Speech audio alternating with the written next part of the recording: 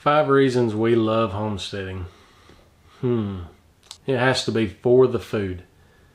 Because, I don't know, it's probably been 15, 17, 18, something like that years ago. I developed eczema, psoriasis, dermatitis, dry skin, really bad, itchy, hands cracking until they bled. And I'm talking in the creases of my hands. They would crack all the way down on my finger. It got to where I couldn't grip anything. I couldn't open a jar of pickles, whatever. And it was very painful and just annoying. And on top of that, embarrassing. I still got a little bit of dry skin, but compared to then, no comparison. So food is going to be one of our big ones. One thing about the food, knowing where it comes from, knowing that what I've fed it, what I've given it, if I have to give it medication, how much medication, and sometimes if I have to give them medication, I may have to sell them and not keep them and eat them. We definitely don't give medication as a preventative. If you've ever traveled I-40 through Amarillo, Texas, oh my word, you will see the feedlots there for beef cows. It is disgusting. You can smell it for miles. I mean, you're driving down 40 and the stench coming into your vehicle with windows up, and they're just standing in their own feces. It's gross. That's one thing we can say about our animals here on our homestead. They only have one bad day in their life, and it's going to be their last day. Other than that, we raise happy animals. They get good food, they get grass, chickens get moved. They have the life, they get free range. The pigs, they get out on pasture, they get to play in the mud, they get root around if they want to. They get a little supplemental grain, they get grass, they get nuts, they get persimmons. They're eating persimmons right now. So, I mean, they're happy. They're not stuck in a little crate. So how it was raised was one big deciding factor of how deep we're getting into it, because we like chicken, we like pork, we like beef. As you can see behind me, we like deer. And that right there, you know that's organic. So knowing where your food comes from, I know farmers that raise good quality food, but when I can raise it so much more cost effectively, because what we do, we raise our own and we raise enough for somebody else, maybe 2 other people. Even on the pigs, we raise enough for 10 other families, which in turn, a little bit of profit on each of them pays for mine. So instead of paying $5 to $8 a pound for pork, raise our own. Yes, it's work, but we enjoy it. Another thing on the food is the freshness. I mean, coming right out of the garden, just freshly picked out of your garden, or fresh pork chops, or there you go again, fresh deer meat. We had some just the other night from those 2 deer me and Lane killed. Back straps off of fresh deer. There ain't much better than that. Slap some gravy on there, some biscuits. Oh man, if y'all hadn't tried those biscuits that Emily made the other morning for breakfast, here, we'll link that video right up here. Those biscuits are delicious. But knowing where your food comes from, how it was raised, what it was given, there's just no comparison. We started this journey all because of my hands. Hey guys, so I'm gonna do my reason for homesteading. Mine, I'm gonna try to explain this where I'm not just rambling, where it makes sense. And first, let me just say, we've watched quite a few of these videos and they all seem to have some of the same themes. So I've tried to think of my own personal reasons, and I don't want it to sound like I'm copying off someone else, but a lot of our reasons, if you watch this collaboration in this playlist, they all seem to line up somewhat together. I think that's so cool because it seems like sometimes I feel like I found my people. Like, y'all are so like-minded with us, and it's crazy because we've felt for so long that we were the only ones. Like, we started to think, I think we are crazy. Like, who lives like this? Who tries to raise their own food? This is nuts. But I'm rambling. So I'm going to get back to my reason. I've told y'all before that I did not grow up on a farm. I did not even really grow up in the country. I grew up in a town. I did not grow up in the city, but we lived in a small to medium-sized town in the South, and we were not even in town, in the town we lived in. But I did not grow up in what I call the country or on a farm or anything like that. Now, both of my parents, I've told you before, they were older when they had me and my brother. So they both grew up basically homesteading, because everyone did that's their age. If you wanted to eat, you raised what you could. You worked the land and you did what you could where you were. So that wasn't something that like a craze or a fad. That's what everyone did. You had a garden and you ate out of it. You lived frugally because most people didn't have money to spare. You worked hard. That's just what you did. So my parents were raised like that. So they carried a lot of that with them. They were frugal.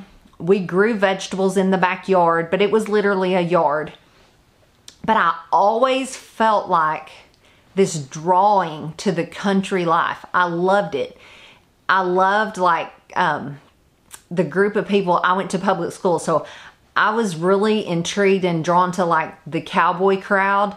And I know that's funny, but I always thought, I think I'm going to marry a cowboy.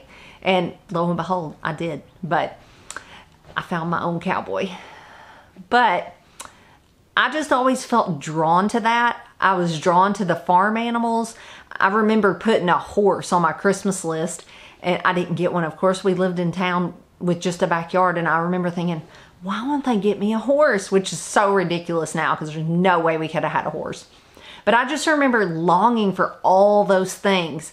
And so this is literally the realization of a dream for me.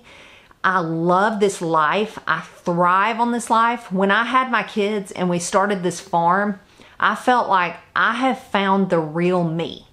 Because when Ben and I first married, he's always worked outside and piddled around and stuff. And we've always tinkered with homesteading, I guess you'd say, but we didn't really call it that. And we weren't full-fledged all in like we are now and have been for the past probably 7, 8, 9 years. But we'd always tinkered around with stuff. And so he's always been busy, but I wasn't. And I was bored, and I'd get down in the dumps and depressed because he'd have stuff to do and I didn't. And I wanted him to just hang out with me and do nothing with me. And that's just not how he's wired.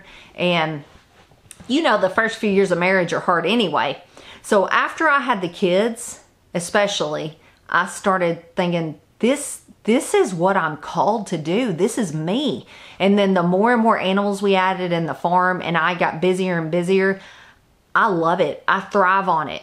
So when we have days where we don't have anything to do, I can chill out and relax for a little while. But people that know me in real life, especially like my mom and people that are really close to me, they make fun of me, them and the kids, not in meanness, but just in jest, saying, you don't know how to relax. You love to work. But I really do. I love to work. I love to work on our farm, see a project come together and go to bed tired and wore out because we've accomplished something.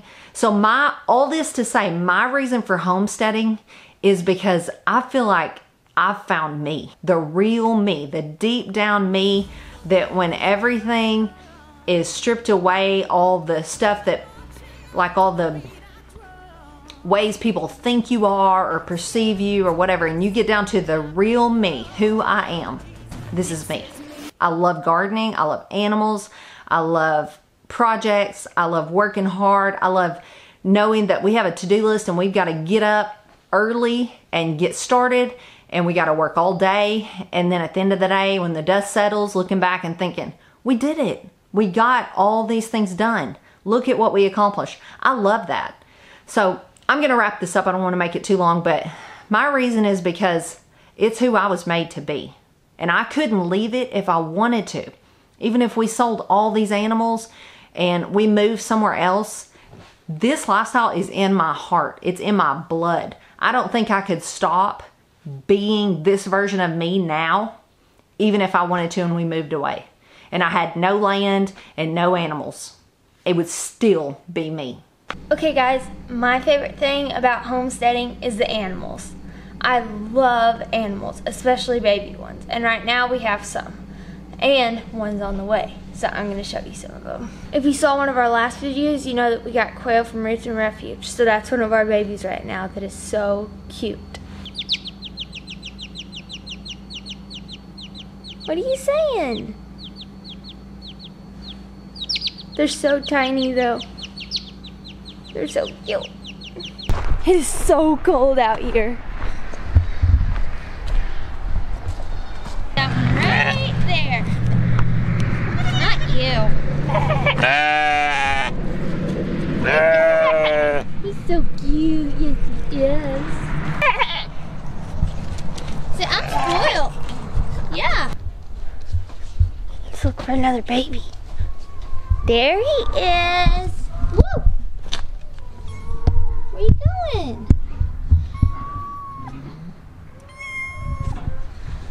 Come on. He's so cute. Look at him. I'm going to show you something. Hopefully he does it today because he does this every day. And we all laugh so hard at him. You better do your thing. He'll eat if you pet him. I don't know if y'all can hear him, but he makes this funny meow that he does. Anytime you pet him while he's eating.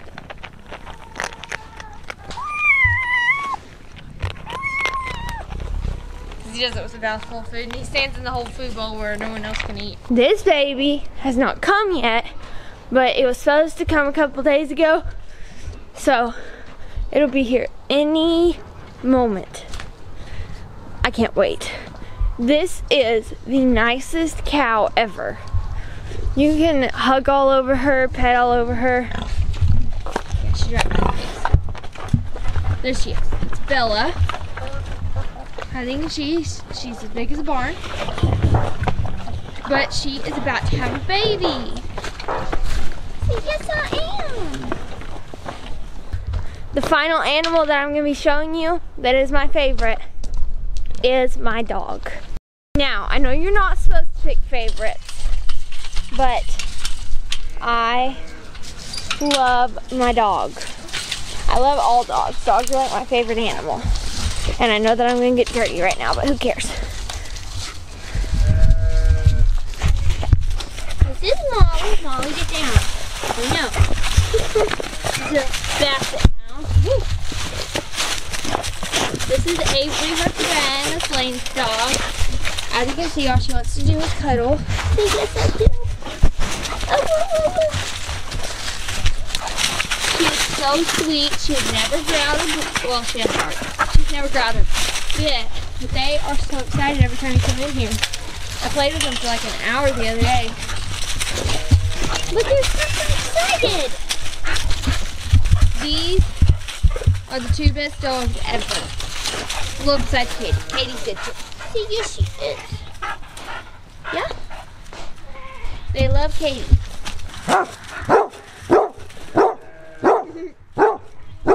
Okay guys, so that is the reason I homestead. I love animals. And let's go watch Lane's reason why he homesteads.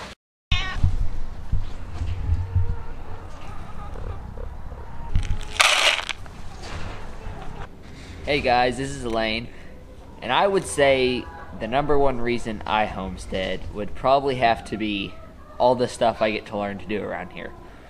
I get to learn stuff from welding to building stuff, digging trenches for hot wire, building hot wire as you've seen on our recent videos for building fence.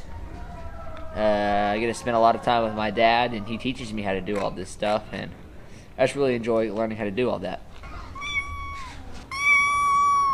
Alright guys, we thought we would all come together for this last reason we homestead. Because it involves all of us. Family. Right? Right. That's what I thought. I was thinking family. Yeah, family. No, really though. One of the main reasons we homestead, we didn't know this was going to be the result when we started, but it has been a great thing, is how close our family unit is. Yeah, we have our times when we try to work close. cows and we all wind up yelling or feelings hurt or anything like that, but We also, I think we're a really tight circle. Y'all agree? Yeah. And we all work well together. Unless it's Most of moving the cows. Huh? Unless it's moving cows. Or pigs. Or anything. I don't know that it's the homesteading that did it, but the homesteading has tied us down enough that we're here at home a lot together. We can't just go and do and be gone all the time. So we spend a lot of time at home, which is what we like. I mean, that sounds, I don't mean to make that sound negative. That's how we like it, I guess. But, I like it. I meant to say this at the beginning, but this is a collaboration video with Wholesome Roots. So if you don't watch Rose over at Wholesome Roots, go check her out. She's got a really good channel about a lot of things, but mainly about goats. We enjoy watching her and learning about goats. And Jess from Roots and Refuge called us out. That's who called us out, so we've got to call a few people out. We were going to call out 5, but there's several people that have already done this collaboration that we watch. So we came up with 4. Each of us are going to call one out. So the first one we're going to call out is Stevens Family Farm. They're local here in Arkansas. I'm not even sure if they watch our channel. We try to catch their videos. We try to kind of keep up with them. We like local people, as well as a lot of other people too, but we do try to keep up with the local people. So Stevens Family Farm, if you watch them, go ahead and leave them a comment, shoot them a message, and tell them we called them out. So the next one that we're going to call out is Jason from Cog Hill Farms. The next one is Bobblehead Homestead. Yes. And who's our last one, Lane? The Green Dream Project. Green Dream Project. They comment on a lot of our videos, leave really nice comments. And so on Instagram. we are calling them out. And thank you for watching, and God bless.